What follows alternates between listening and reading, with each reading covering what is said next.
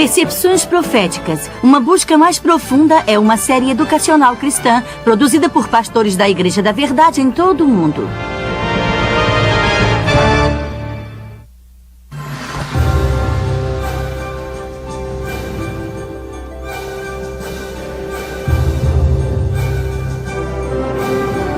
Babilônia, uma das mais famosas cidades da Bíblia.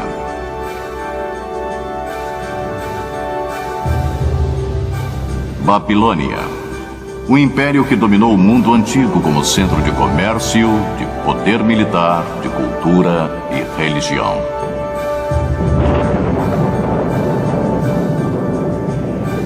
Babilônia, o símbolo de riqueza e de opulência, mistério e conspiração, decadência e corrupção.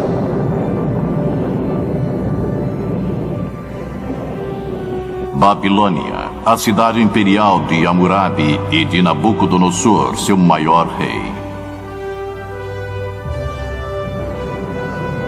Porém, em seu ápice, Babilônia subitamente desmorona numa única noite por decreto do próprio Deus.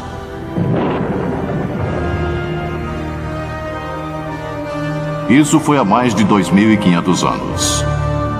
Hoje, a Babilônia está surgindo novamente na planície da Mesopotâmia. Sua reconstrução parcial chamou a atenção dos teólogos, estudiosos e professores de profecias da Bíblia. Para alguns, isso sinaliza o surgimento da temida Babilônia, a Grande, prevista no livro do Apocalipse. Mas que relevância teria para nós atualmente? E por que o legado da Babilônia continua a nos fascinar? Unam-se a nós enquanto exploramos a Babilônia, passado, presente e futuro. Numa distribuição Comev. Olá, eu sou Neil Earl. Durante anos como ministro e como historiador, eu me senti fascinado pelo Oriente Próximo, principalmente como se relaciona com a Bíblia. Sabe, quando pensamos nos lugares onde os eventos da Bíblia ocorreram, nós geralmente pensamos em Belém, onde Jesus nasceu, em Nazaré, onde ele cresceu, ou talvez em Jerusalém, onde ele foi crucificado. Mas muitos eventos famosos da Bíblia tiveram lugar numa terra a centenas de quilômetros de onde Jesus vivia, numa parte do mundo chamada Mesopotâmia. Mesopotâmia significa a terra entre os rios Tigre e o Eufrates. Hoje, muito da antiga Mesopotâmia se encontra nas fronteiras do Iraque moderno. A Mesopotâmia é conhecida como o berço da civilização. Algumas de suas cidades datam do começo do registro da história. Possivelmente a mais famosa seja a Babilônia. Localizada nas margens do Eufrates, a cerca de 100 quilômetros ao sul de Bagdá, a Babilônia teve uma longa e fascinante história. Hoje, a maior parte da antiga Babilônia não passa de um monte de ruínas e de resquícios que se encontram sob as areias do tempo. Por que essa fascinação por um império desfeito há muito e por uma cidade destruída? Bem, há uma história intrigante, e ela é contada através de textos históricos e religiosos que foram descobertos pela arqueologia. Tal informação, reunida à da Bíblia, torna a história da antiga Babilônia uma história importante para nós hoje. Porque na Bíblia, a Babilônia é mais do que apenas um lugar no mapa. A Babilônia simboliza uma ideia, uma filosofia, uma forma de pensamento oposto a Deus. Tal ideologia, baseada no raciocínio humano, no orgulho e na arrogância dos homens, com frequência expressa como um materialismo autoindulgente que ainda está presente entre nós. Tal atitude fez com que Deus interviesse nos negócios da antiga Babilônia. E como veremos, os escritores da Bíblia relataram e preservaram a história da antiga Babilônia para nos dar uma percepção de nosso mundo de hoje, e muito além, para o futuro. Mas antes que consideremos o que temos pela frente, vamos examinar o que a história pode nos revelar. Porque a história tem a chave de nosso futuro. Nossa história começa muito antes que houvesse uma cidade chamada Babilônia. Ela começa com um grupo de viajantes que chegou à planície queimada pelo sol ao sul da Mesopotâmia há mais de 2.000 anos antes do nascimento de Jesus. A Bíblia nos conta que esses viajantes eram descendentes do patriarca Noé e de sua família. Nas décadas que se seguiram ao Grande Dilúvio, eles migraram para o sul ao longo dos vales do Tigre e do Eufrates. O livro do Gênesis conta que os filhos de Noé se estabeleceram nas planícies de Shinar. Shinar é o nome bíblico da região que foi posteriormente chamada de Babilônia.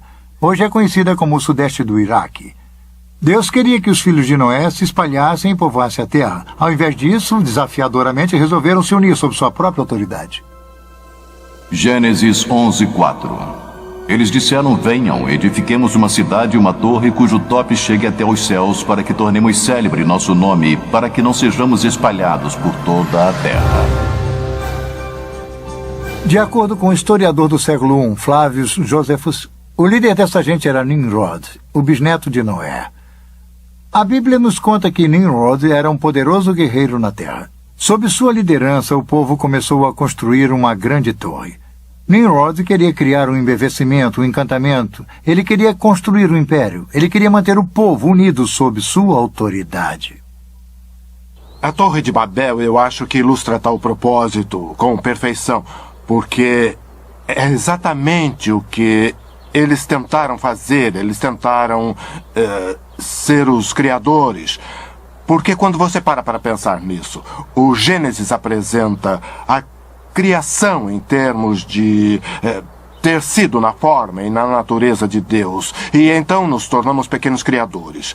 E principalmente em papéis de poder, eles sentiram que haviam se tornado criadores. E se você cria algo e sente que ele é tão superior, que, num certo sentido, você pode quase se ver como sendo uma pessoa destinada, até mesmo divina, como os antigos dirigentes com frequência se viam. Para construir uma torre que chegaria aos céus. Isso não lhe soa familiar? Seria a tentativa antiga da humanidade de atingir o espiritual através do físico. Os artistas ofereceram suas impressões de como essa torre, a famosa Torre de Babel, poderia ter sido. Algumas delas bastante rebuscadas. Provavelmente não passava de um simples monte de tijolos e de terra, não muito diferente das torres mais recentes de templos chamadas ziggurats. Os ziggurats são quadrados na base, com lados inclinados em degraus chegando em cima de um relicário. A planície de Shinar é plana. Uma construção de 30 e poucos metros pode ser vista a quilômetros de distância. A torre medieval de Samarra, por exemplo, localizada no norte de Bagdá, é um minarete espiral com cerca de 50 metros de altura. Sua proeminência através da região serve como um marco direcional conveniente. Na verdade, alguns viajantes medievais achavam que ela fosse a Torre de Babel. A Bíblia nos diz que Deus permitiu que os construtores trabalhassem na torre por uns tempos. Depois ele interveio. Gênesis 11, 5 e 9. E então desceu o Senhor para ver a cidade e a torre que os filhos dos homens edificavam, e disse: eis que o poro é um, e todos têm a mesma linguagem. Isto é apenas o começo. Agora não haverá restrição para tudo que intentam fazer. Vinde, desçamos e confundamos ali a sua linguagem, para que um não entenda a linguagem de outro. Destarte o Senhor os dispersou dali pela superfície da terra, e cessaram de edificar a cidade. E chamou-se-lhe por isso o nome de Babel, porque ali confundiu o Senhor a linguagem de toda a terra, e dali os dispersou por toda a superfície dela. Num ato súbito, Deus confundiu a linguagem do povo. Um balbucio de vozes surgiu nos andaimes. De repente, os encarregados e construtores não podiam mais se comunicar. O pânico reinava. A construção da cidade e de sua enorme torre sofreu uma interrupção abrupta. Na linguagem acadiana, o local da cidade inacabada ficou conhecido como o Portal de Deus. Porém, os hebreus a chamaram de Babel, baseados na palavra hebraica significando confundir. Babilônia não passa da forma grega de escrever a palavra hebraica Babel. De qualquer maneira, Babilônia e Babel são a mesma coisa. E Babilônia se referia à região centralizada em torno da cidade. A história da Torre de Babel foi criada para nos ensinar uma importante lição. A tolerância de Deus pelo orgulho e rebeldia aos humanos tem limite. E logo no início vemos Babilônia como se tornando o símbolo da oposição a Deus. O orgulho humano é um tema consistente sempre que a Bíblia menciona a Babilônia. Os sonhos grandiosos dos construtores da Torre de Babel criam um marco histórico importante. Nos dá nosso primeiro vislumbre de uma civilização organizada contra Deus. A Torre de Babel foi a primeira intervenção de Deus na história da Babilônia. e não seria a última. Mais de 2 séculos se passaram. Então encontramos a Babilônia reemergindo no cenário mundial, dessa vez com os amoritas. Eles criaram uma dinastia por volta de 2000 anos antes de Cristo. Os historiadores a chamam do Velho Império Babilônico. O mais famoso rei desse império foi um dirigente chamado Hammurabi. Hammurabi seja talvez mais conhecido por seu conjunto de leis que foram preservadas até hoje, o famoso Código de Hammurabi, um dos primeiros sistemas legais estruturados da história. As leis estão inscritas num pilar negro de diorito polido com mais de 2 metros de altura. Ele está cercado por um baixo relevo apresentando Hammurabi de pé diante da deusa do sol Shamash, deusa da justiça. O pilar possui mais de 4.000 linhas de escrita cuneiforme na língua acadiana, contendo 300 disposições legais. Elas cobrem negócios, crime, disputas familiares, interesses agrícolas e outros assuntos. Embora o código invoque punições graves, ele trouxe ordem e legalidade a uma terra onde o crime e a desordem há muito reinavam. A punição era veloz e certeira. Sob o domínio de Hammurabi, Babilônia conseguiu a supremacia militar na Mesopotâmia.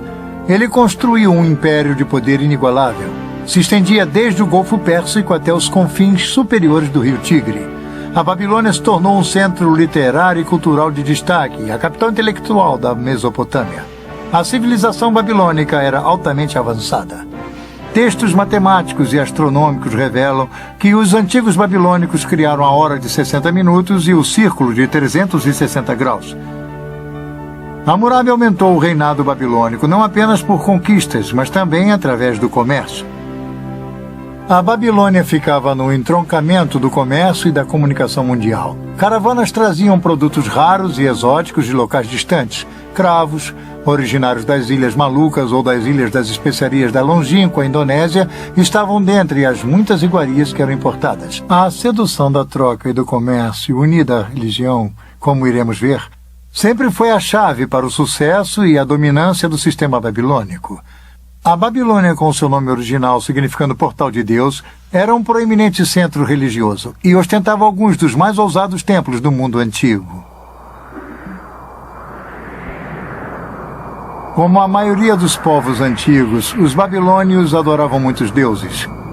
Sua religião se concentralizava na idolatria. Eles temiam as forças da natureza nos desertos ressequidos da Mesopotâmia. A linha entre a sobrevivência e a prosperidade era, na verdade, muito tênue. Chuvas demasiadas ou escassas demais poderiam acabar com todo o suprimento de alimento do ano. Os babilônios adoravam várias divindades, buscando nelas piedade e proteção, realizando intrincados e às vezes assustadores rituais. Os deuses precisavam ser aplacados. No mundo antigo, quem controlava a religião controlava as pessoas. Por isso não era de admirar que os babilônios acreditassem que seu rei reinava como o representante terreno de Deus. Eles foram um dos primeiros a fundirem a religião e a política num estado totalitário. Esse estado prosseguiu através da história.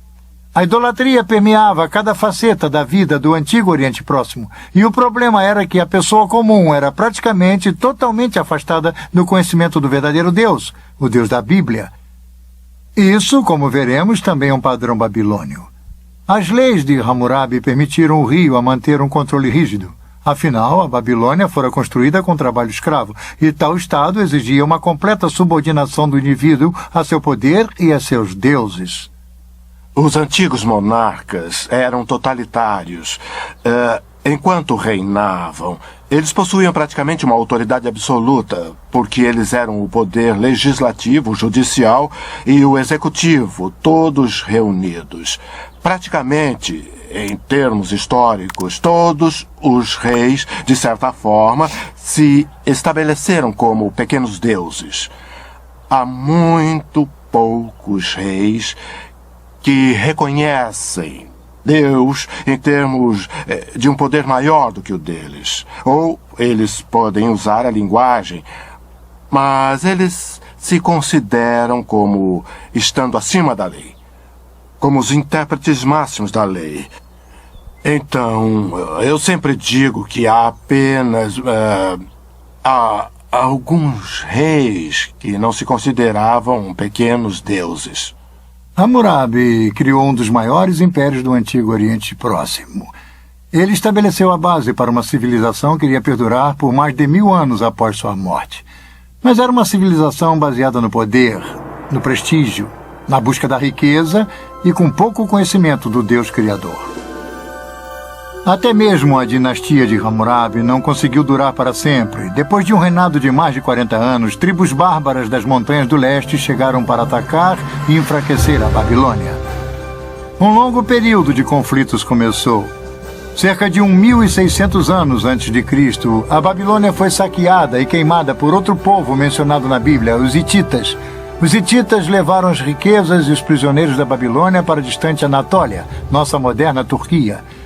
Mais tarde, os assírios, bem conhecidos de leitores do Velho Testamento, conquistaram a Babilônia. Séculos de caos político iriam se instalar até que a Babilônia surgisse novamente como uma cidade independente. A primeira grande era da Babilônia havia se acabado. A antiga Assíria era um dos poderosos rivais da Babilônia. Este enorme touro alado assírio com cabeça humana é um testemunho contumaz do poder da Assíria. O Império Assírio era uma enorme máquina militar, amplamente encarada como um dos reinos mais brutais e opressores da história.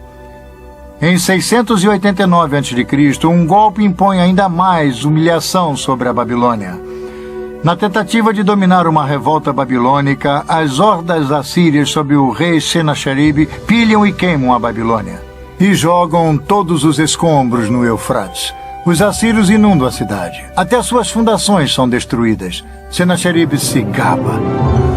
Eu tornei sua destruição mais completa do que a feita pela enchente, para que nos dias que virão o local da cidade, seus templos e deuses não sejam lembrados. Eu a extirpei totalmente através da inundação e a transformei numa campina.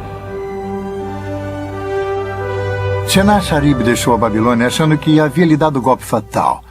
Ele estava redondamente enganado. A Babilônia não se abate assim tão facilmente. Ela se ergueria novamente para aclamar sua vingança.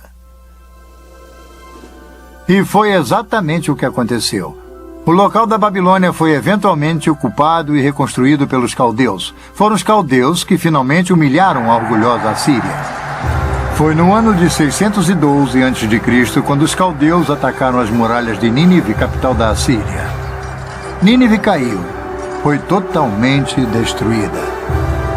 Hoje, as ruínas de Nínive atestam a destruição quase total da antiga cidade. O desaparecimento de Nínive foi tão completo que só foi redescoberta há 150 anos. O poder da Assíria havia sido domado, mas sob os caldeus, Babilônia estava de volta com sua vingança. E aí está uma grande chave para a história e a profecia bíblica. A Babilônia. Esta grande cidade, este grande inimigo simbólico de Deus, emerge repetidamente do abismo da destruição. Ela reaparece sempre nos diversos estágios da história, influenciando o curso da civilização. A queda assíria deixou um vácuo que tanto o Egito quanto a Babilônia procuraram preencher. 1000 anos após a Era de Ouro de Hammurabi, a Babilônia finalmente tinha a chance de reganhar a proeminência e o prestígio que um dia foram seus. E estávamos no verão de 605 a.C. Forças babilônias bem armadas realizaram um ataque rápido e decisivo contra os egípcios. Suas forças se confrontaram em Caxemir, ao norte da Assíria. A batalha custou ao Egito seu controle do Oriente Médio. Agora, quase um milênio após Hammurabi, a Babilônia mais uma vez mantinha um poder indiscutível no Antigo Oriente Próximo. Sim, a Babilônia estava de volta. Mas será que uma Babilônia ressurgente, reconstruída, poderia evitar a sorte que havia assolado a cidade de Nimrod e o império de Hammurabi? Somente o tempo iria dizer. Babilônia, passado, presente e futuro.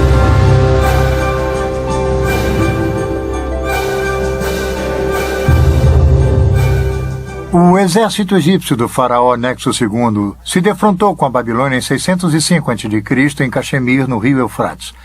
O combate foi acirrado. As perdas egípcias foram estarrecedoras. A batalha custou aos egípcios seu controle do Oriente Médio.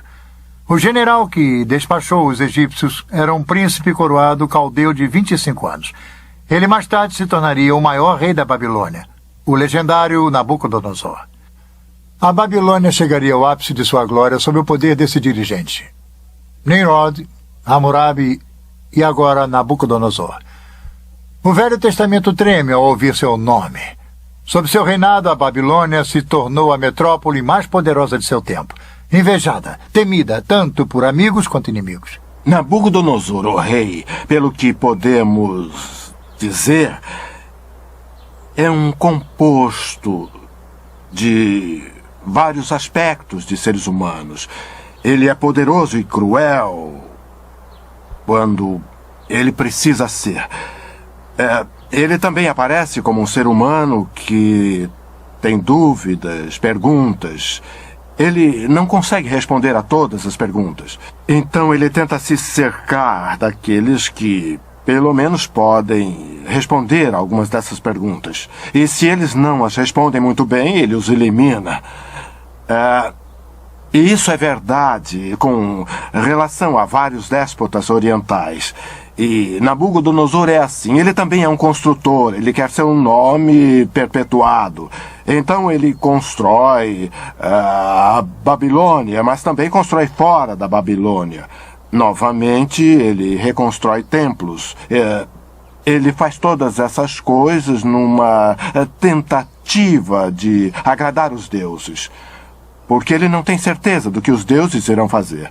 Mesmo que ele possa mandar em seres humanos, ele não pode dominar tudo. Então, vemos esse complexo num só indivíduo.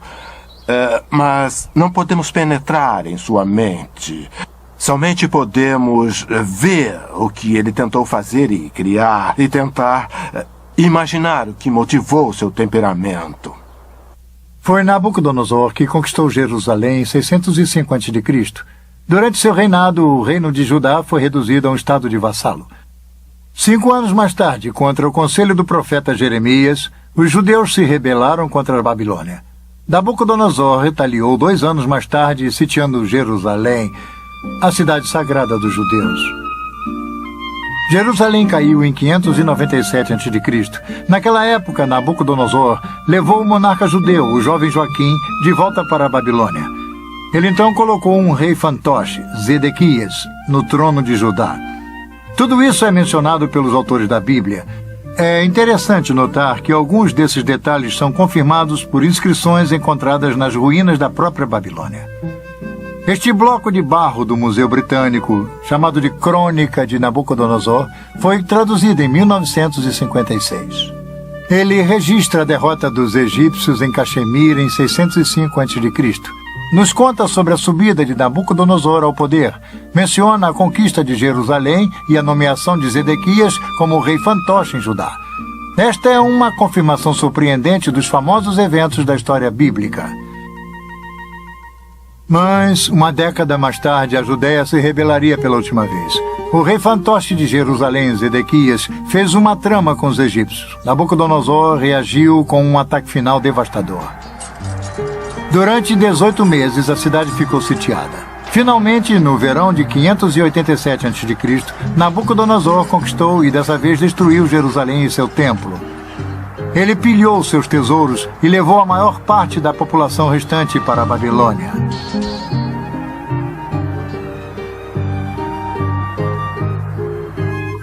O reino da Judéia deixou de existir. Os judeus se tornaram um povo em exílio. Uma pungente lembrança disso é relatada no Salmo 137. Esta bela canção expressa a extrema tristeza dos judeus cativos, chorando por sua terra natal. By the rivers of Babylon, we sat down and wept when we remembered Zion.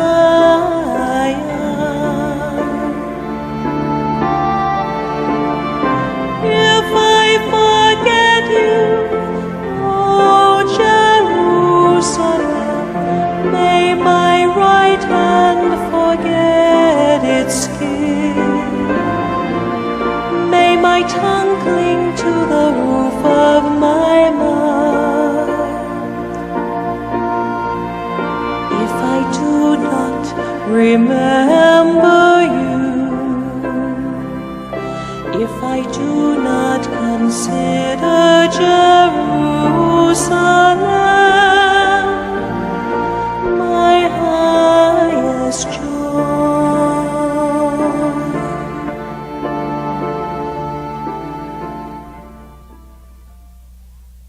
Babilônia estava no auge de sua glória quando os exilados judeus chegaram. Os cativos da Babilônia ficaram pasmos quando a viram. De acordo com os historiadores gregos, a Babilônia era maior em esplendor do que todas as cidades do mundo conhecido.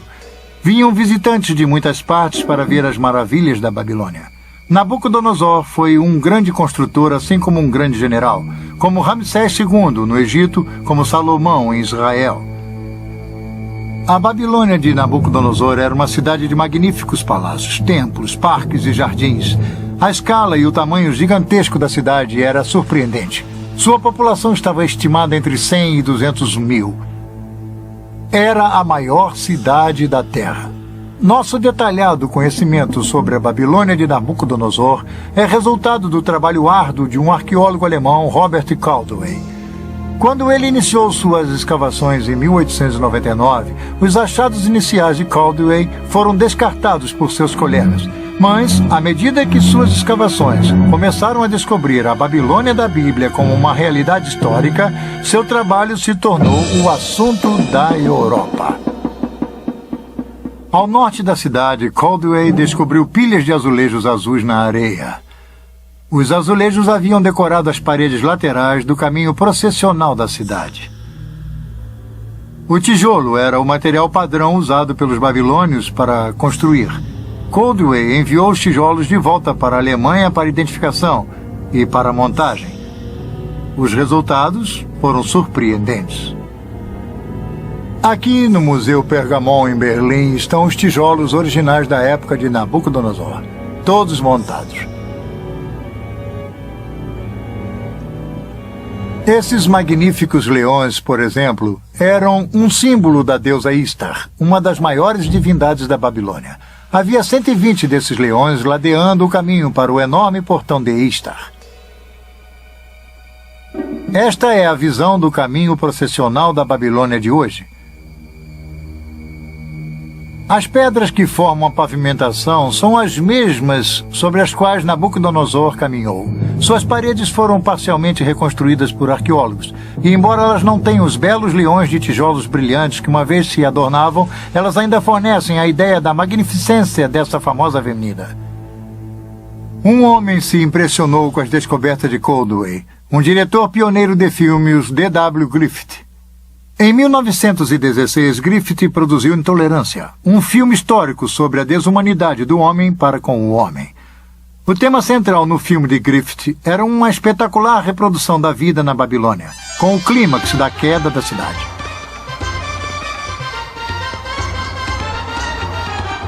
No filme, Griffith traz de forma mágica para a tela a magnificência e a grandiosidade da Babilônia de Nabucodonosor, uma cidade que havia sido enterrada durante 25 séculos. Quando usamos a expressão esplendor pagão, ela poderia ter sido criada para a antiga Babilônia. Griffith mostra uma Babilônia de um grande esplendor arquitetônico. Uma Babilônia repleta de vida e de vitalidade. Suas ruas fervilhavam com mercadores, cartomantes, músicos ambulantes, agiotas, soldados, prostitutas, representantes dos governos, banqueiros e escravos. Griffith ofereceu ao público uma primeira visão do poder e da magnificência da Babilônia em seus dias de glória, assim como incrível ganância e sensualidade na cidade. A Babilônia de Nabucodonosor tornaria pequenas muitas de nossas modernas cidades por seu tamanho e esplendor. Vamos conhecer sua imensa escala. A Babilônia tinha um formato quase quadrado, dividido ao meio pelo rio Eufrates. A cidade foi construída com precisão. Suas ruas retas e largas cruzavam umas às outras em ângulos retos, como a maioria das cidades de hoje. A Babilônia estava cercada por uma muralha defensiva dupla, circundada por um fosso. Era a cidade mais bem protegida do mundo antigo. De acordo com uma fonte antiga, as muralhas da Babilônia tinham mais de 100 metros de altura por 30 metros de largura. Havia espaço suficiente em seu topo para permitir que uma charrete puxada por 4 cavalos desse uma volta completa. Os babilônios achavam que suas muralhas eram impossíveis de serem escaladas ou de serem invadidas. Torres de defesa estavam posicionadas em intervalos regulares. Mas as muralhas da Babilônia eram apenas o começo de suas maravilhas. O caminho processional era a avenida principal, norte e sul da cidade. Ele possuía mais de 20 metros de altura, pavimentada com pedras e ladeada por leões esculpidos, e o caminho processional levava para o norte, para o grande templo dedicado ao deus Merodach. Era a rua mais impressionante do mundo antigo. Este é o portão de Istar, magnífico e imponente. Era um símbolo arrogante da Babilônia, do rei Nabucodonosor. Este era um dos 8 portões fortificados da antiga cidade. Eles o batizaram em homenagem a Istar, a popular deusa do amor. Como o que fora feito com os tijolos vitrificados do caminho processional, os arqueólogos alemães também enviaram esses tijolos vividamente coloridos aqui para Pergamon e reconstruíram este magnífico portão. O portão de Istar, renomado em todo o mundo, é um símbolo do inigualável poder e força da Babilônia. Por ele passaram os exércitos vitoriosos da poderosa Babilônia quando retornavam de conquistas distantes. O verdadeiro portão de Istar está em Berlim. Turistas podem ver na Babilônia uma réplica com a metade do tamanho. Na entrada deste sírio foi construído pelo governo iraquiano. Não muito distante do portão de Istar, Nabucodonosor construiu um magnífico palácio. Este palácio continha 4 grandes pátios cercados por muitos apartamentos e suítes. A sala do trono de Nabucodonosor dava diretamente para o sul do pátio central. O orgulhoso Nabucodonosor chamava seu palácio de a maravilha da humanidade, o centro da terra, a residência brilhante e a morada da majestade. Essa reconstrução moderna nos dá uma ligeira ideia de como era o palácio na época de Nabucodonosor. Tijolos modernos, gravados com o nome Saddam Hussein, estão em cima dos tijolos antigos que tinham a marca do rei Nabucodonosor. Os novos tijolos substituem os tijolos quebrados e pilhados que formavam a parte superior do antigo palácio. Com um pouco de imaginação, podemos voltar no tempo e entrar no palácio. Passar pela entrada principal, cruzar o pátio leste para um segundo pátio e então para o grande pátio central. Este pátio central que está sendo reconstruído é uma área aberta que mede 66 metros por 60. Por aqui, há 25 séculos passados, passaram dignatários visitantes, embaixadores estrangeiros, oficiais da corte, escravos e exilados. Um pouco ao sul do pátio central está a grande sala do trono de Nabucodonosor. Vamos ver como é por dentro. A sala do trono mede 56 metros por 18. Ela se compara em tamanho com a famosa Sala dos Espelhos em Versalhes, na França. Aqui, parcialmente afastada para dentro da parede, ficava o trono de Nabucodonosor. No Museu Pergamon de Berlim, há uma reconstrução de um friso de tijolo vitrificado das paredes da Sala do Trono. Ela nos dá uma ideia da magnificência da arquitetura e da decoração do Palácio Real em seus dias de glória. Que lugar ele deve ter sido? O efeito devia ser surpreendente. E aí está a questão. A obra pública de Nabucodonosor foi realizada para gravar a glória de Babilônia e de seus deuses na mente de todos. Ligeiramente a oeste do palácio, ao longo do rio Eufrates, estão os famosos Jardins Suspensos da Babilônia, uma das 7 maravilhas do mundo antigo. Diz-se que Nabucodonosor construiu o Jardim Suspenso, na verdade um jardim em terraços, para agradar sua esposa favorita. Essa jovem rainha, desacostumada com o calor da baixa planície da Mesopotâmia, sentia a falta do frescor das montanhas e das florestas de sua terra natal. Muitos arqueólogos acreditavam que os jardins suspensos estariam situados perto do portão de Istar. E foi lá, no canto nordeste do palácio, perto do portão Istar, que o professor Caldwell havia descoberto uma estrutura incomum. Era uma cripta subterrânea consistindo de uma série de 14 cofres em arcas. Perto havia um poço singular com 3 vãos. Caldwell e outros arqueólogos concluíram que os cofres foram construídos para suportar um peso enorme, possivelmente as fundações para a construção dos jardins suspensos. Mas hoje em dia, muitos arqueólogos acreditam que as câmaras fechadas serviam como depósito e complexo administrativo. Os jardins então teriam, de forma mais lógica, sido construídos do outro lado do palácio, mais perto do rio. Imaginem o que era. A Babilônia estava em seu zênite. Suas muralhas altas mostravam brasões com os símbolos coloridos de um grande império. Babilônia era impressionante, mas também era notória por sua decadência e por sua sensualidade. Afastada do verdadeiro Deus, viciada ao comércio e à idolatria, a decadência mora e a corrupção em Babilônia chegaram a um tal nível que ela se tornou conhecida como o Poço do Vício. Essa seria uma distinção e tanto, principalmente com o clima licencioso que dominava o antigo Oriente Próximo. Novamente vemos a Babilônia como um símbolo de tudo que é oposto aos caminhos de Deus. Obcecado por seus prazeres malévolos e repleto de orgulho por seus grandes feitos, o povo da Babilônia, assim como seu rei, se encaminharam para o seu dia de ajuste de contas. É fácil ver como as pessoas podiam ser seduzidas pela riqueza, poder e pela visível sensualidade da Babilônia de Nabucodonosor.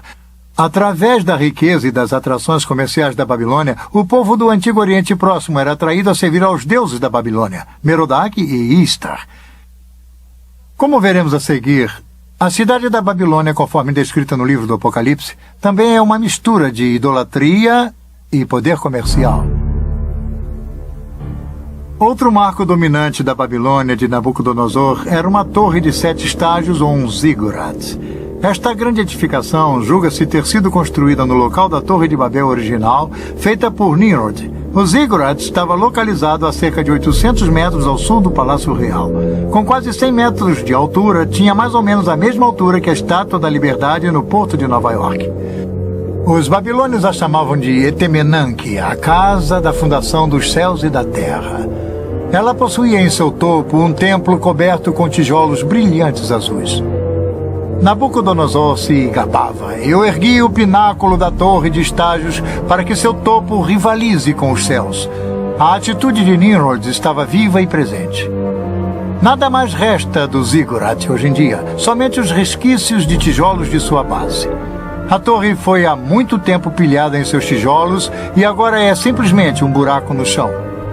Oposto ao zigurat havia um enorme templo, o Templo de Merodach. Ele abrigava uma grande estátua de Merodach que diz-se era feita com 22 toneladas de ouro. Ele era comumente chamado de Bel, significando Senhor. Do relicário de Merodach, Nabucodonosor espalhou o conhecimento de Bel através do Antigo Oriente Próximo. Este é um dos motivos pelo qual o profeta Jeremias cita Merodach numa profecia que predizia a queda da Babilônia. Jeremias 52. A Babilônia será tomada, Bel está confundido e Merodach abatido. Cobertas de vergonha estão as suas imagens e seus ídolos tremem de terror. Porque do norte subiu contra ela uma nação que tornará deserta a sua terra e não haverá quem nela habite. Assim, os homens como os animais fugiram e se foram. A Babilônia parecia inexpugnável. Seu poder e sua riqueza dominavam o Antigo Oriente Próximo, mas igualmente sua crueldade e sua luxuriante idolatria. Como vimos na Torre de Babel, Deus não tolera para sempre o orgulho e a arrogância dos humanos. Em sua piedade, Deus tentou avisar Nabucodonosor. O rei começou a ter sonhos perturbadores, mas eram sonhos de aviso do próprio Deus Criador. Nabucodonosor não sabia o que estava acontecendo, nem ninguém em sua corte, a não ser uma pessoa, um jovem judeu cativo, um homem de Deus chamado Daniel. Babilônia, passado, presente e futuro.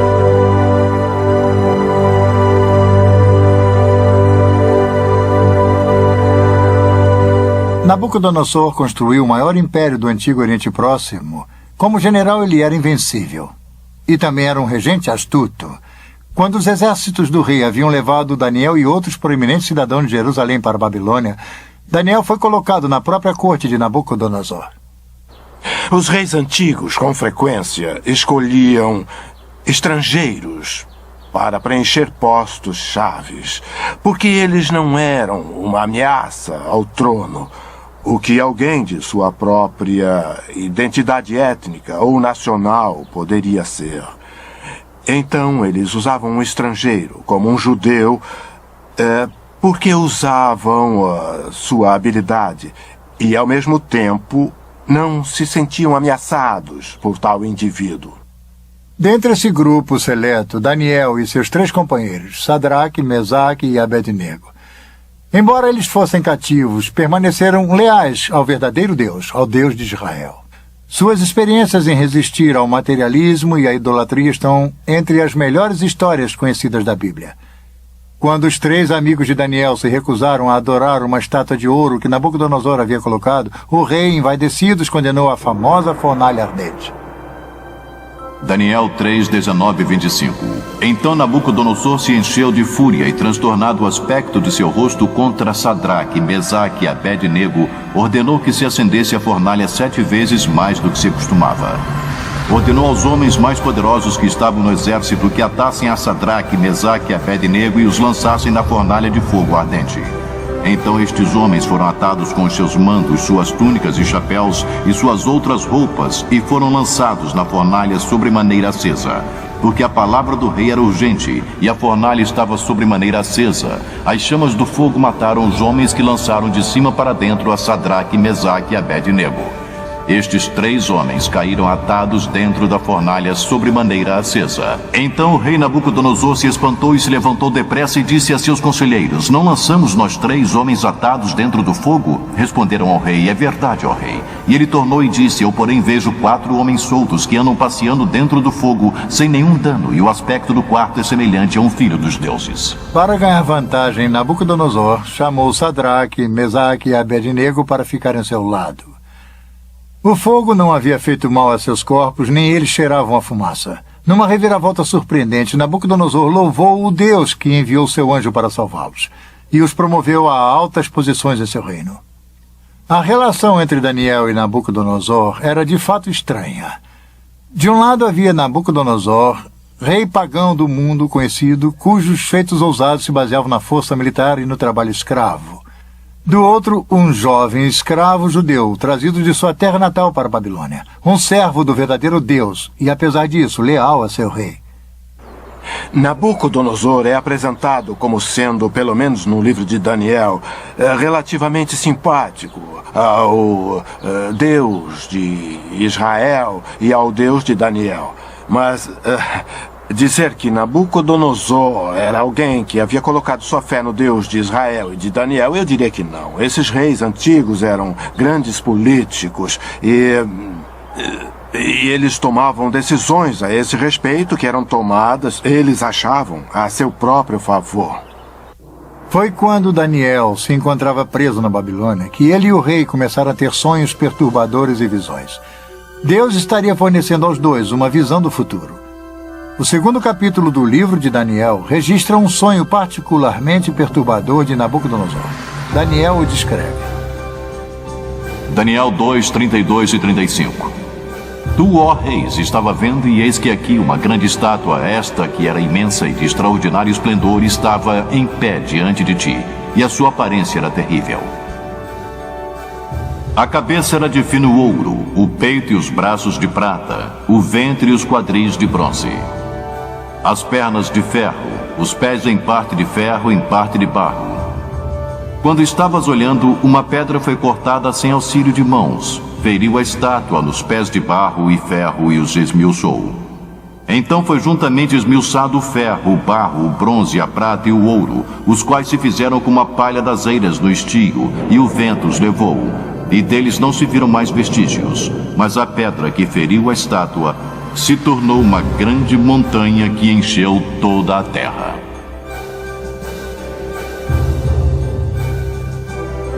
Não foi à toa que este sonho perturbou Nabucodonosor. Daniel disse ao rei o que havia visto e lhe fez uma interpretação, uma revelação do próprio Deus. A cabeça de ouro era o império de Nabucodonosor. A prata, o bronze e o ferro e parte de barro e ferro da estátua representavam os reinos sucessivos. Cada um deles era inferior ao outro. A pedra simbolizava o justo reino de Deus, o Deus não visto que determina o destino de todos os reinos, inclusive o de Nabucodonosor. Quando Nabucodonosor soube da interpretação, se prostrou diante de Daniel e novamente louvou o Deus de Israel. Mas a velha arrogância em breve voltaria. O livro de Daniel retrata Nabucodonosor sob molde de muitos ditadores que vimos passar pelo curso da história.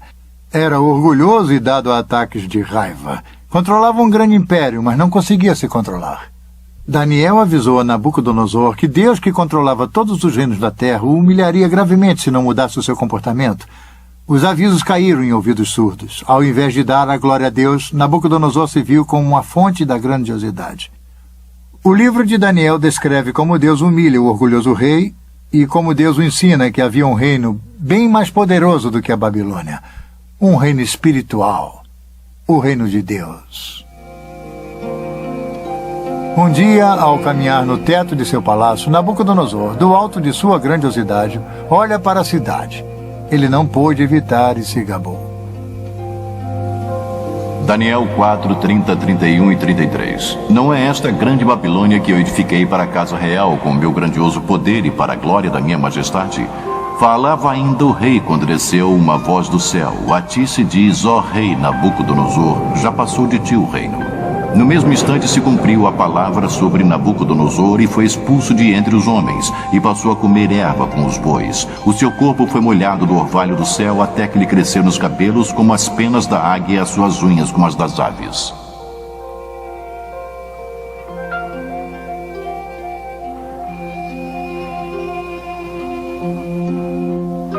Ele foi vencido pela insanidade. Durante 7 anos se comportou mais como uma fera selvagem do que como ser humano. No final de 7 anos, a mente de Nabucodonosor se recuperou, mas a experiência havia lhe ensinado uma lição primordial, e talvez a lição mais importante do livro de Daniel. Deus, e não pequenos príncipes, mantém a autoridade suprema sobre este mundo. A Bíblia registra o aviso de Nabucodonosor àqueles que o seguirem em posição de poder e de autoridade. Quer fosse num gabinete ou numa sala de reuniões, seus conselhos deveriam ser seguidos por todos nós. Daniel 4, 34, 35 e 37. Mas ao fim daqueles dias eu, Nabucodonosor, levantei os olhos ao céu, tornou-me a vir o entendimento. E eu bendigo o Altíssimo, e louvei e glorifiquei ao que vive para sempre, cujo domínio é sempiterno, e cujo reino é de geração em geração. Todos os moradores da terra são por ele reputados em nada, e segundo a sua vontade ele opera com o exército do céu e os moradores na terra. Não há quem lhe possa deter a mão nele dizer que fazes.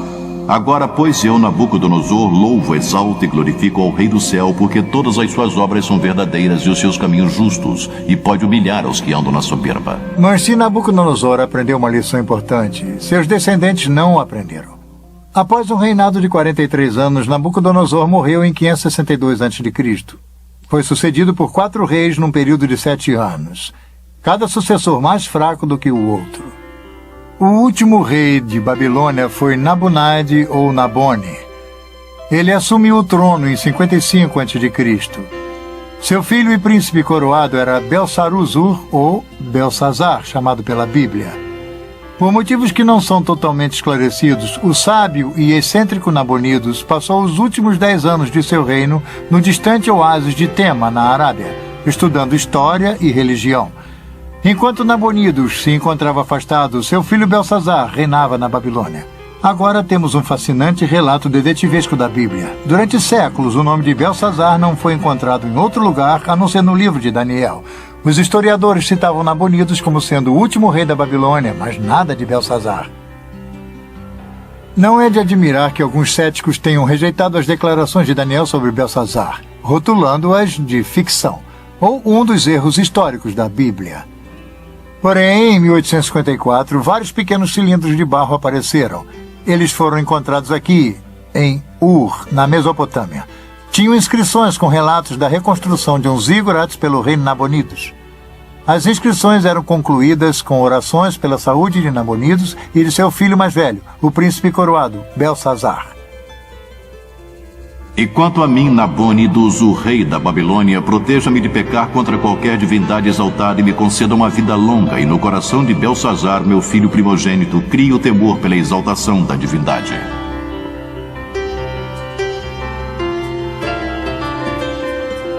Tal achado arqueológico é importante para a história de Daniel, porque a inscrição esclarece o comando de Belsazar no 5º capítulo, versículo 29 de Daniel.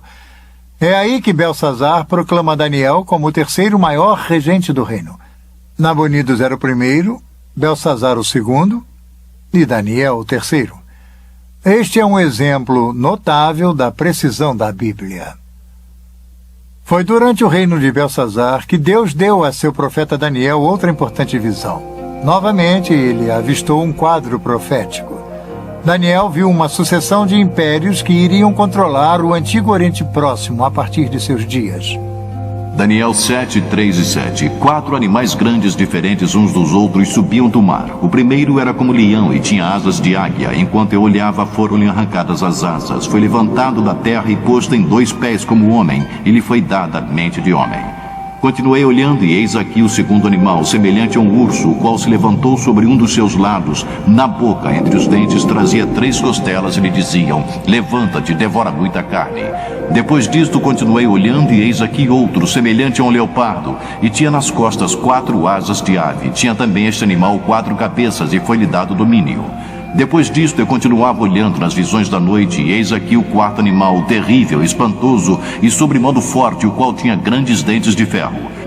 Para nós que vivemos no século XX, a descrição de feras estranhas pode parecer curiosa ou bizarra, mas para os antigos, criaturas que pareciam mistura de feras eram bem mais familiares. Surge então um ponto importante para entender a profecia. Alguns intérpretes bíblicos cometem o erro de tentar explicar o simbolismo bíblico sem referência ao background histórico do livro. Especulações elaboradas são necessárias. Para evitar essa armadilha, é essencial determinar o significado de um capítulo ou de um texto em seu ambiente natural. O importante é o que isso significou para as pessoas que ouviram pela primeira vez. Este é um princípio sólido para um bom estudo bíblico. Para as pessoas do tempo de Daniel, animais compostos tinham um significado. Vivendo e trabalhando na Babilônia, Daniel via essas descrições todos os dias. Vamos pegar, por exemplo, o famoso dragão de Merodach. Era o tema de decoração preferido da cidade, utilizado por artistas para ornamentar o portão de Istar. É uma fera híbrida ou composta. Tem as patas dianteiras de um felino, as patas traseiras têm garras como uma ave de rapina, a cabeça tem 2 chifres como uma víbora árabe com chifres, e o rabo termina num ferrão de escorpião. Essas estranhas feras místicas tinham um significado religioso importante para os antigos babilônios. Então, quando Daniel registrou os animais estranhos em sua visão, no capítulo 7, ele se deu conta que a visão iria ser significativa para a Babilônia. Um anjo explicou a Daniel que as 4 bestas eram os 4 impérios que iriam dominar o antigo Oriente Próximo. O leão alado significava a própria Babilônia. De forma interessante, o leão da Babilônia é encontrado até hoje no antigo local da cidade. Em 1776, depois de Cristo, aldeões do Iraque descobriram este monumental leão de basalto. Isto confirma que o leão era o símbolo da deusa Istar e da própria Babilônia. O leão está de pé sobre um inimigo caído, preso embaixo de suas patas. As costas do leão têm marcas indicando que seriam para as celas de Istar. Uma mulher cavalgando uma fera? Esta seria uma imagem significativa mais tarde no livro do Apocalipse. De acordo com muitos comentaristas, o urso da visão de Daniel simbolizava os medas e os persas, e com certeza o Império Medo-Persa substituiu o babilônico. O leopardo de 4 cabeças tem 4 asas e representava Alexandre o Grande e as 4 divisões de seu império. A 4ª besta foi identificada por comentaristas como sendo a correspondência ao Império Romano. O livro de Daniel é um retrato vívido da transição do reino do leão da Babilônia para o reino do urso. Está numa das mais famosas cenas da Bíblia. Em outubro de 539 a.C., aparentemente durante a festa de Ano Novo, Belsazar pretendia fazer um grande banquete. O rei havia convidado 1000 homens mais distintos do império. Ele não fazia ideia do que aconteceria. Esse banquete se tornou incomum pelo fato de ter ocorrido enquanto os persas tomavam a Babilônia. Mesmo assim, a fé de Belsazar repousou nas fortes muralhas. Esse excesso de confiança fatal seria seu erro. Foi durante o banquete, numa grande demonstração de arrogância diante de Deus, que Belsazar ordenou que servissem vinho. Ele então brindou os deuses da Babilônia. Fez isso com as mesmas taças de ouro que seu avô, Nabucodonosor, havia pilhado do templo em Jerusalém. Repentinamente, um fato estranho e aterrorizador ocorreu, bem aqui na sala do trono de Belsazar. Uma misteriosa mão desencarnada apareceu do nada e começou a escrever em letras brilhantes na parede do rei. Daniel 5, 5 e 6. No mesmo instante apareceram os dedos de mão de homem e escreveriam defronte do candeeiro na caiadura da parede do palácio real, e o rei via os dedos que estavam escrevendo. Então se mudou o semblante do rei e os seus pensamentos o turbaram. Então entraram todos os sábios do rei, mas não puderam ler a escritura nem fazer saber ao rei a sua interpretação. Daniel 5, 13 e 17. Então Daniel foi introduzido à presença do rei e disse: todavia lerei ao rei a escritura e lhe farei saber a interpretação. Daniel 5 e 25. E esta, pois, é a escritura que se traçou: Mene, Mene, Tekel e Parsim. Esta é a interpretação de cada palavra. Mene, contou Deus o teu reino e deu cabo dele. Tekel, pesado, foste na batalha e achado em falta. Pere, seu reino foi dividido e dado aos medas e aos persas.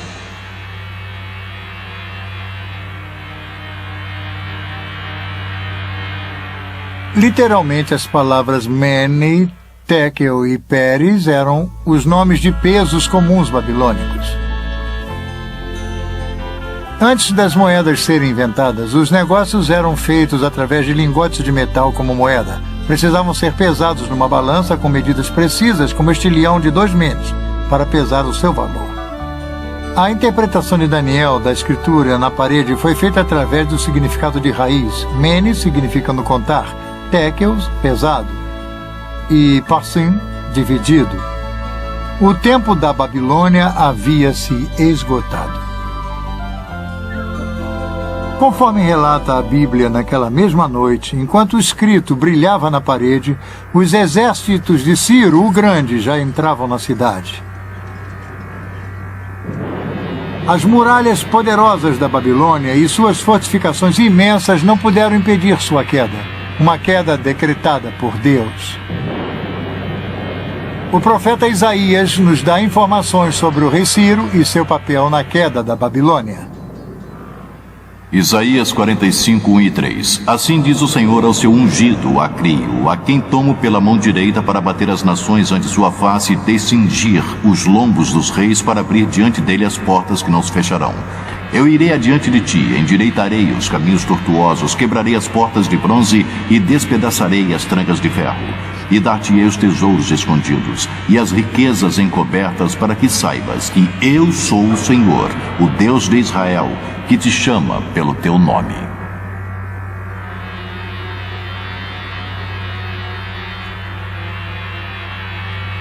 A Escritura nos dá a ideia da forma surpreendente com que Ciro capturou a Babilônia. Com suas muralhas maciças, Babilônia parecia inexpugnável, mas desconhecido pelos babilônios, Ciro havia armado um plano engenhoso. A Bíblia não fornece os detalhes, mas é descrito em grande detalhe pelos antigos historiadores Heródoto e Xenofon. Enquanto Belsazar festejava, tropas persas estavam ocupadas rio acima, desviando o curso do rio Eufrates.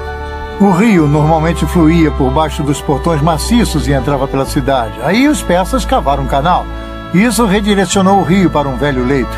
O Eufrates começou a ficar mais baixo, permitindo que os persas atravessassem por baixo dos portões e entrassem na Babilônia. Relatos nos contam que Ciro colocou um espião na cidade, e naquela noite ele destrancou os portões da muralha interna. Através desses portões, o exército de Ciro entrou na cidade e os babilônios foram totalmente surpreendidos. A Babilônia era tão grande que, quando as partes externas foram invadidas, os que moravam no centro da cidade não sabiam do ataque. Belsazar e seus convidados continuavam com seu desafio idólatra a Deus até que foi tarde demais, como o livro de Daniel nos conta.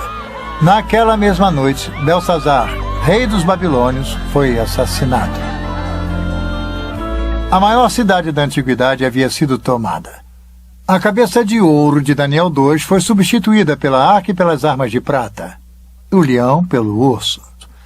A Babilônia era o colosso econômico do mundo antigo, mas havia se tornado um exemplo de decadência moral e de corrupção. Seus líderes haviam se embebedado com o próprio poder. A queda da Babilônia nos ensina uma lição que às vezes esquecemos. Deus reina na história. É uma lição para nós hoje em dia. A Babilônia acabou como grande potência. Mas a Babilônia já havia caído antes. Será que se ergueria novamente? Babilônia, passado, presente e futuro.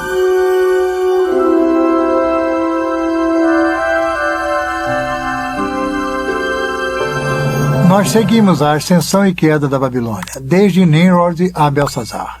Belsazar foi o último rei da Babilônia, mas a cidade em si continuou sob domínio dos persas. E então, um pouco mais de 200 anos mais tarde, Alexandre o Grande, em sua busca de conquistar o mundo, derrotou os persas e conquistou a Babilônia. Alexandre estava enfeitiçado pela ideia da Babilônia. O pensamento de que todo o mundo poderia ser unificado sob uma civilização, uma cidade, um homem. Mas os sonhos de Alexandre de uma unidade mundial morreram com ele na Babilônia em 323 a.C., no próprio trono de Nabucodonosor. Nos anos que se seguiram, a cidade começou a se deteriorar. Na época de Jesus, os palácios e templos da Babilônia já haviam sucumbido. Tempestades de areia haviam enterrado os parques e arquedutos, até mesmo o Eufrates havia mudado de curso. Um imperador romano visitou a Babilônia 85 anos após a morte de Jesus e não encontrou nada além de seixos, pedras e ruínas. Hoje, o superpoder do mundo antigo jaz desolado e esquecido. Seus palácios, templos, parques e jardins, suas ruas e avenidas largas são apenas pós e escombros. Tijolos partidos com o nome de Nabucodonosor estão jogados aos montes pelo local. Somente uma pequena parte do que um dia foi uma grande cidade foi restaurada como parque arqueológico, e mesmo assim apenas em parte. A maior parte da vasta metrópole permanece um deserto abandonado, não sendo mais a cidade viçosa de seus dias de glória. Ela jaz desocupada, abandonada e esquecida. Isaías 13, 19 e 20. Babilônia, a joia dos reinos, a glória e orgulho dos caldeus, será como Sodoma e Gomorra quando Deus as transtornou. Nunca mais será habitada, ninguém morará nela de geração em geração.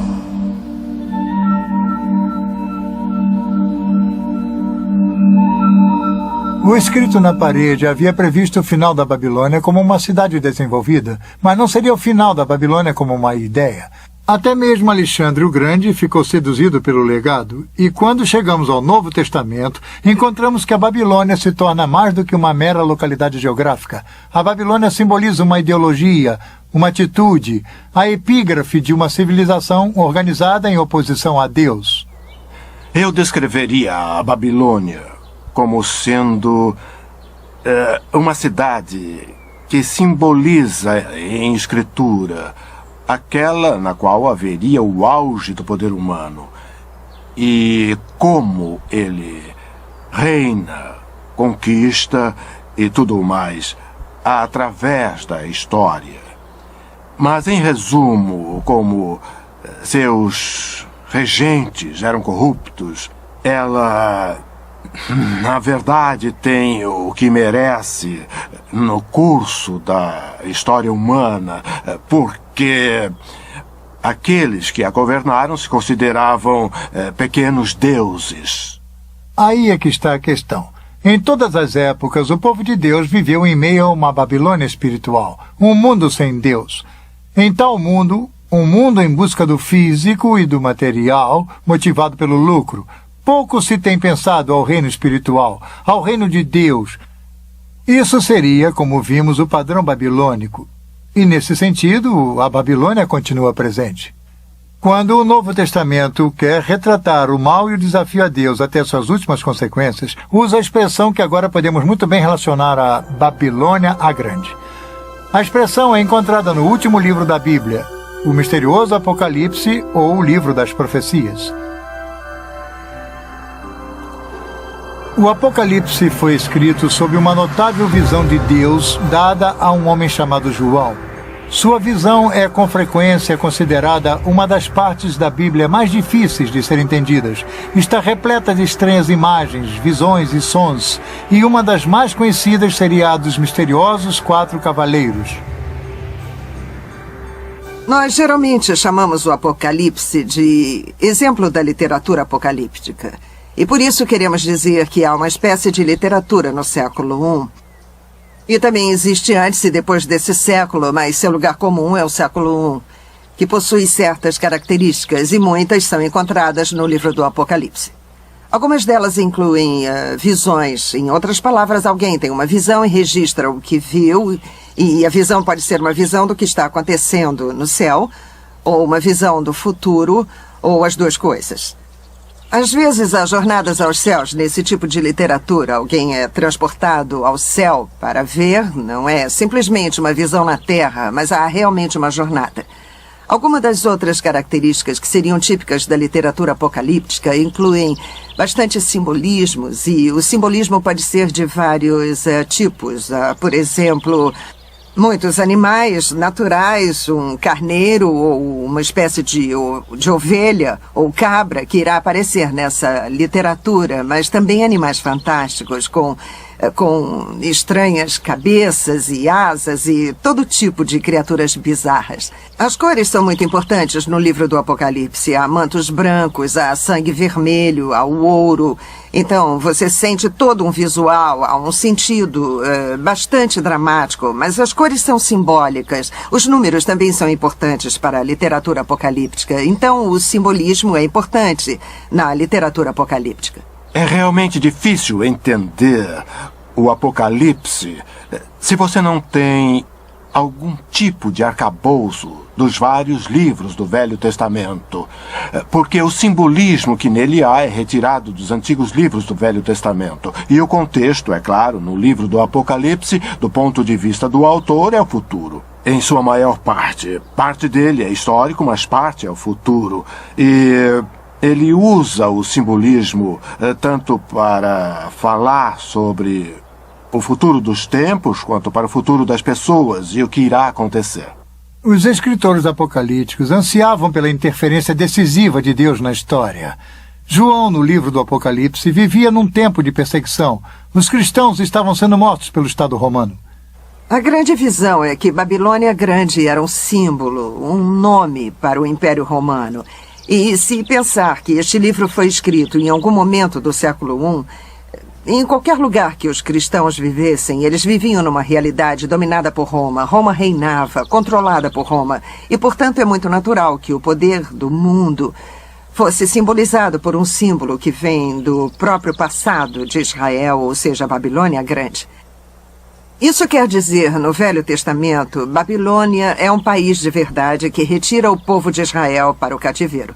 E eu acho que o autor do livro do Apocalipse reaplica, então, o símbolo como um aviso aos cristãos de que Roma de hoje pode oferecer o mesmo tipo de ameaça, talvez não um cativeiro físico, mas pode ser um perigo real para o povo de Deus. Então há uma espécie de recorrência ou uma natureza temporal nesse símbolo. A atitude de Babilônia Grande é atemporal e penetrante. É uma atitude de oposição a Deus e aos ensinamentos de Jesus Cristo. A atitude é insidiosa porque a riqueza e a prosperidade eram atraentes do lado de fora. Por isso, as referências à Babilônia Grande nos capítulos 17 e 18 do livro do Apocalipse têm muita importância para nós hoje. Apocalipse 17, 3 e 4. E vi uma mulher montada numa besta escarlate, besta repleta de nomes de blasfêmia, com 7 cabeças e 10 chifres. Achava-se a mulher vestida de púrpura e de escarlate, adornada de ouro, de pedras preciosas e de pérolas. Na sua fronte estava escrito um nome, mistério, Babilônia a Grande, a mãe das meretrizes e das abominações da terra. Então o anjo me disse, a mulher que viste é a grande cidade que domina sobre os reis da terra.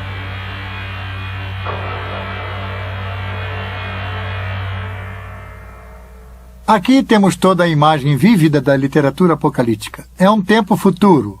Há uma mulher, a besta, as cores brilhantes e o simbolismo. O simbolismo de prostituição. A Bíblia menciona bastante a prostituição. Deus mostra com ela como os indivíduos e as nações são seduzidos pela submissão a ele e à doutrina. No Velho Testamento, a prostituição é uma imagem para a idolatria. Quer dizer, as pessoas se prostituem. O povo de Deus se prostituiu quando não foi fiel a Deus, quando persegue a adoração de um ídolo. E agora a igreja enfrenta o mesmo tipo de ameaça, o abandono de sua verdadeira adoração a Deus por outros tipos de ídolos. Bem, a prostituição é uma imagem sedutora. Alguém, como já disse, os atrai, iludindo-os a seguir seu caminho e a abrir mão de sua lealdade a seu verdadeiro Deus. A Bíblia usa o símbolo da prostituição de duas formas. A prostituição seria adorar falsos deuses. Mas há uma outra forma em que a Bíblia descreve a prostituição, e isso também se refere a outras nações que não sejam Israel. Mas conforme um estudioso do Novo Testamento, George Eldon Ladd, explica, a prostituição também significa a prostituição de tudo para o ganho comercial. A ideia aqui não é de falta de fé espiritual, mas de uma prostituição de tudo para o ganho comercial. Nínive também é descrita como prostituída por causa de sua exibição de poder e de esplendor para zombar e escravizá-los. Ladd, sobre o capítulo 17 do Apocalipse. Aqui, a prostituta seria a Babilônia, o símbolo da civilização humana com toda a sua pompa e circunstância organizada contra Deus, a cidade que tem domínio sobre os reis da terra. Nós seguimos a atração da Babilônia através das escrituras e da história. Desde a Torre de Babel, a cidade de Nabucodonosor, e agora até o livro do Apocalipse, onde a Babilônia grande atinge imensa força. Eu acho que João está tentando pintar a Babilônia como atraente e enganadora. E uma das formas pela qual se pode mostrar o quão rica, próspera e satisfatória é aquela realidade. E ela pode embalar os cristãos a um falso sentido de segurança. Então é um aviso para eles, mostrando a sedução dessa visão particular do mundo. No livro do Apocalipse, Babilônia a Grande se torna a palavra código para um sistema anticristão monstruoso. Um colosso econômico dedicado a acumular poder e riqueza através do comércio mundial. Esta é a atração fatal da Babilônia, o ganho comercial obtido a qualquer custo. Apocalipse 18:3. Pois todas as nações têm bebido do vinho do furor da sua prostituição, como elas se prostituíram aos reis da terra. Também os mercadores da terra se enriqueceram à custa de sua luxúria. Ao longo dos séculos, muitos tentaram identificar a Babilônia com nações específicas, impérios e até mesmo com igrejas. A cada ano, parece, novos candidatos são citados para o papel de figuras simbólicas do livro do Apocalipse, Babilônia, a besta, o falso profeta. Mas todas as interpretações têm uma coisa em comum. Todas estão erradas. A história da interpretação do livro do Apocalipse é bastante interessante porque quase toda a geração de cristãos que a lê sente que é o endereçado direto daquele livro. A Babilônia é tal entidade, ou é tal igreja, ou tal império. Por várias vezes, as pessoas previram o final dos tempos. E então, elas tiveram que mudar de ideia, rever, refazer, ou talvez tenhamos lido de forma errada, talvez tenhamos lido errado. Este refrão é repetido várias vezes, não apenas no século XX, mas toda a história, a leitura desse livro demonstra que nós estivemos errados repetitivamente. Agora, isso nos deve revelar que é muito perigoso tirar conclusões apressadas sobre ser dogmático, sobre o que ou quem é Babilônia quando os eventos aconteceram. As perguntas quando são as mais importantes no livro do Apocalipse, de qualquer modo. Que Deus irá triunfar. Que Deus irá triunfar através de Jesus Cristo. Essas são as principais afirmações do livro. Quando acontecerá e quem fixou essa imagem que, na minha opinião, alguém quer nos afastar da ideia central desse livro. Então, o livro do Apocalipse descreve o ápice final do espírito da antiga Babilônia. Uma atitude contra Deus que está presente hoje, presente através da história, e que irá atingir seu clímax no final dos tempos. Mas não importa o que haja pela frente, o triunfo supremo de Deus sobre todas as coisas está assegurado. O capítulo 18 do livro do Apocalipse comemora antecipadamente a vitória final de Deus sobre a Babilônia a Grande. Apocalipse 18, 9 e 10. Ora chorarão e se lamentarão sobre ela os reis da terra, que com ela se prostituíram e viveram em luxúria, quando virem a fumaceira do seu incêndio. E conservando-se de longe pelo medo do seu tormento, dizem: ai, ai, tu, grande cidade, Babilônia, tu, poderosa cidade, pois em uma só hora chegou o teu juízo.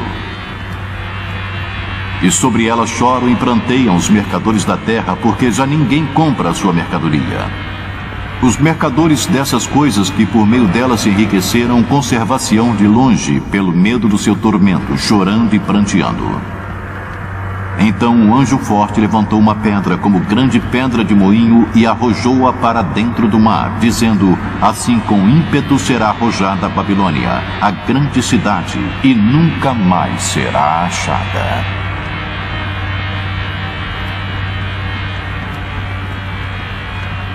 Sim, a história da Babilônia é uma história racional.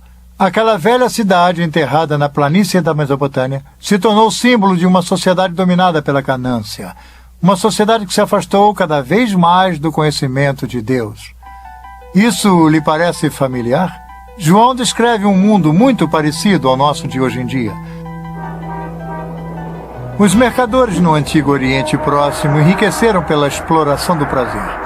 Muitos negociantes de hoje em dia fazem a mesma coisa. Negócios e compras geralmente são feitos baseados na ganância, no dinheiro e no poder. Muitos indivíduos se aproveitam do sistema para enriquecer, explorando os jovens, os velhos, os incultos e os desafortunados.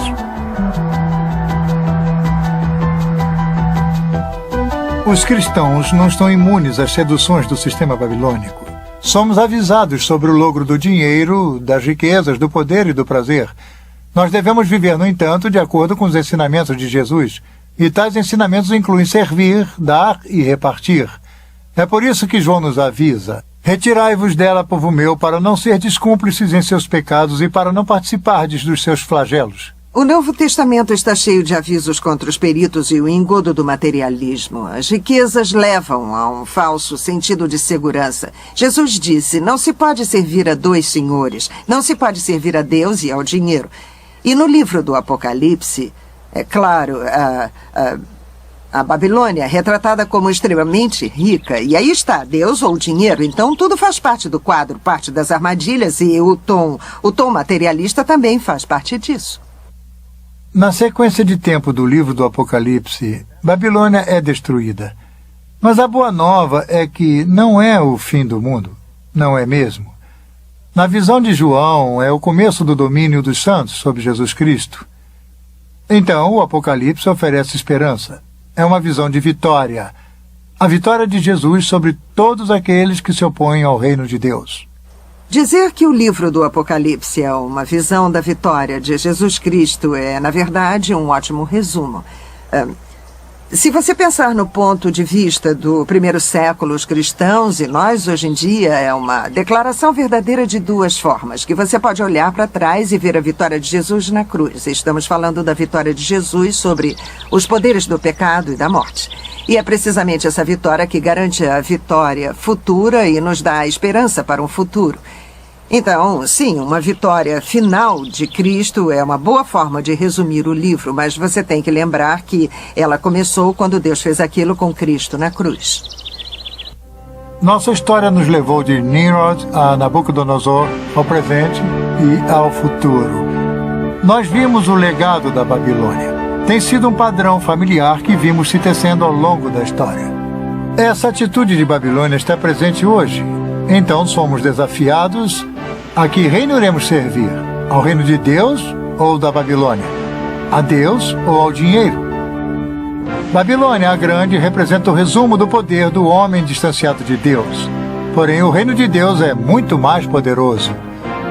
Nosso chamado é para servir a esse reino e ao seu rei, Jesus Cristo.